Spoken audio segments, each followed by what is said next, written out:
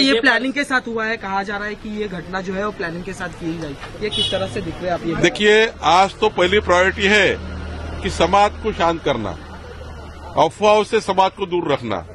वहां पर समाज जो अशांत हुआ है वो किस घटना के कारण हुआ है वो बाद में तपास में आएगा ही, लेकिन नागपुर की जनता को सबसे पहले अफवाह पर विश्वास न करे, पुलिस प्रशासन को सहकार्य करे, सपोर्ट करे, और पुलिस अपने सबको शांत रखने का प्रयास कर रही है।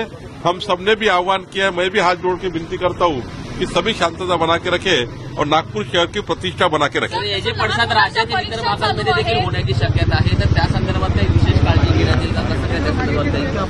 संभाजीनगर आणि इतर भागातही खूप मोठी आंदोलनं पाहायला मिळाली, मुंबईतही डोंबिवलीच्या आसपासच्या भागात करण्यात आली होती। मी महाराष्ट्राच्या जनतेलाही, महाराष्ट्राच्या सर्व नेत्यांना, आमच्या सर्व महाराष्ट्राच्या सर्व पक्षाच्या नेत्यांना, सर्व पक्षाचे नेते, भाजपाचे, काँग्रेसचे, सर्व पक्षाच्या नेत्यांना आवाहन करतो की अशा परिस्थितीमध्ये आपण समाजाला शांत ठेवलं पाहिजे, समाजामध्ये कोणत्याही घटना होणार नाही याची काळजी घेतली पाहिजे आणि समाजाला सर्व पक्षाच्या लोकांनी समजावलं पाहिजे।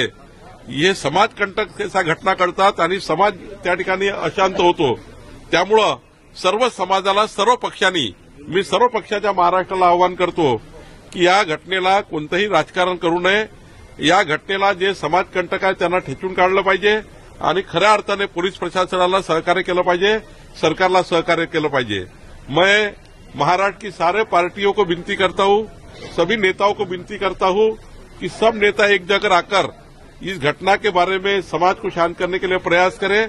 सभी लोग एक जगह आकर ये समाज को समझाएं। जो भी इसमें दंगा करने वाले लोग हैं वो तो पुलिस ढूंढ के निकालेगी, लेकिन इस घटना को राजनीतिक ना करें। ये घटना को सब मिलाकर हमने महाराष्ट्र को शांत रखने के लिए काम करें।